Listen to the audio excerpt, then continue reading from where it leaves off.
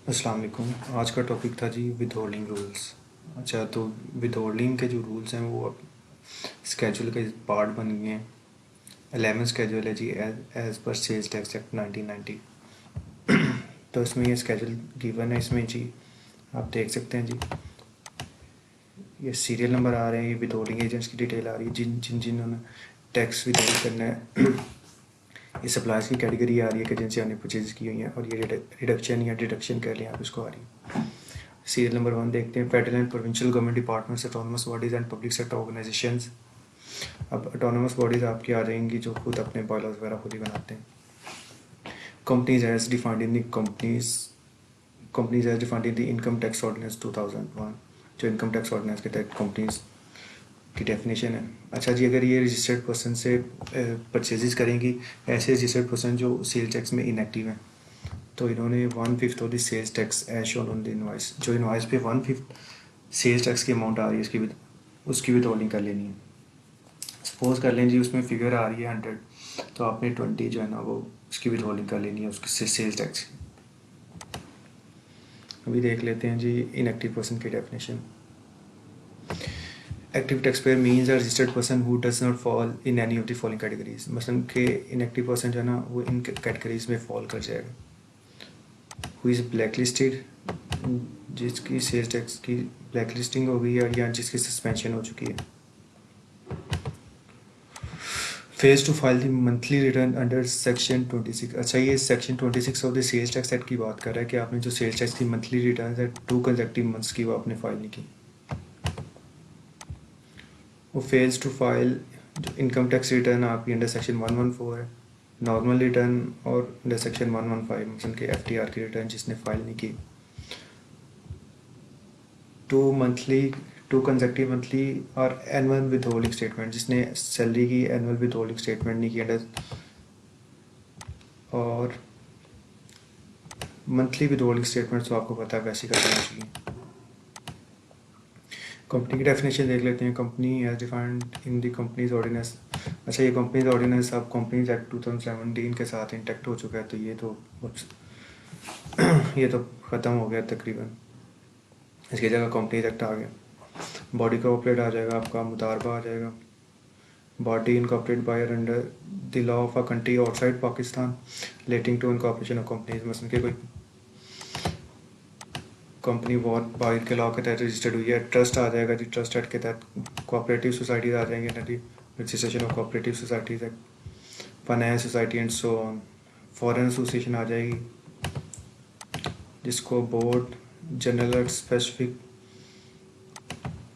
Order के तहत जिसने ऑथराइज किया, और ये भी आपकी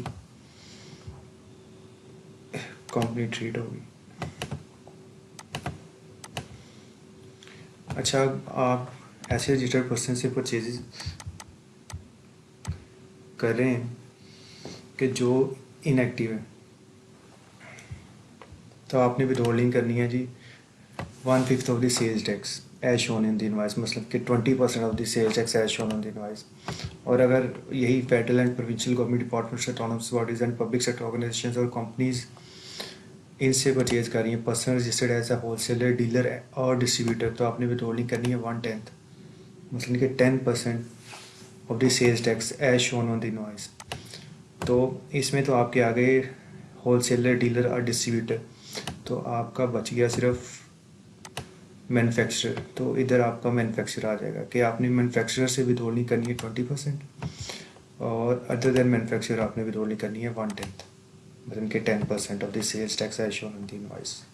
अच्छा जी, federal and provincial government departments, autonomous bodies and public sector organisation जब अनरजिस्टर्ड पर्सन से परचेज करेंगी, तो पेमेंट करते हुए इन्होंने जो है 17/117, मसलन के 17% इन्होंने रिडक्शन कर लेनी है। Whole of the tax involved are as applicable to the supplies on the basis of gross supply of this gross value of the supply। मसलन के whole of the tax involved कितना होल कितना होगा जी, 17% ही होगा ना। तो 17% हम अज्यूम कर रहे हैं कि इनवाइस के अंदर ही होगा, तो हम इनवाइस को अगर सपोज कर लें वैल्यू हमारी 1 लाख है, 1 लाख डिवाइडेड बाई 117, जो 1 लाख है वो आपका 117% है, और मल्टीप्लाई बाई 17, तो उसकी हम उतनी विद होल्डिंग कर लेंगे। अच्छा, कंपनी अगर परचेज कर रही है अनरजिस्टर्ड पर्सन से तो ये 5% of the gross value of supplies, तो ये 5% ग्रॉस वैल्यू ऑफ सप्लाईज की डिडक्शन कर लेगी। अच्छा, ये भी 5/117 आपका आ जाएगा जी, 1 lakh divided by 117 multiply by 5।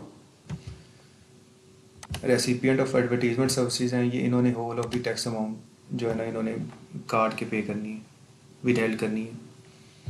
अब केन मोलेसिस जो क्या कहते हैं, अब जब शुगर प्रोसेस हो जाए तो आगे वो जो गारा शरा बच जाता है उसको केन मोलेसिस कहते हैं, और जब अनरजिस्टर्ड पर्सन से ख़रीदता हो तो हमने whole of the sales tax applicable मसल के 1 lakh divided by 117 multiply by 17 मसल के 17/117 टैक्स फ्रैक्शन के तहत इसको भी हमने विदहेल्ड करना। थैंक यू जी। और ये आप देख लें कि ये with holding agents in goods और सर्विसेज पे, सप्लाईज पे हमने टैक्स विदहेल्ड नहीं करना। इलेक्ट्रिकल एनर्जी, आपकी नेचुरल गैस, पेट्रोलियम प्रोडक्ट्स है supplied by petroleum production and exploration companies, oil refineries, OMCs and dealers of motor spirit and high speed diesel, vegetable ghee and cooking oil, telecommunication services, और सबसे important आपका आ गया जी third schedule items जिन पे detail price mention होती है। आपका supplies made by importer, किसी इम्पोर्टर ने सप्लाई की है, who paid value addition tax, जो वैल्यू एडिशन टैक्स पे कर चुका है at the time of import, तो उसकी भी विद होल्डिंग नहीं करनी। अच्छा जी, और अगर एक्टिव टैक्स पे रहा है तो उसकी तो आपको पता है पैसे ही विद होल्डिंग नहीं होनी। और with the exception of advertisement services, मसलन के जो एडवर्टीजमेंट सर्विस प्रोवाइडर है वो एक्टिव हो या इनएक्टिव हो, आपने उसकी फुल अमाउंट की विद होल्डिंग करनी है। Thank you.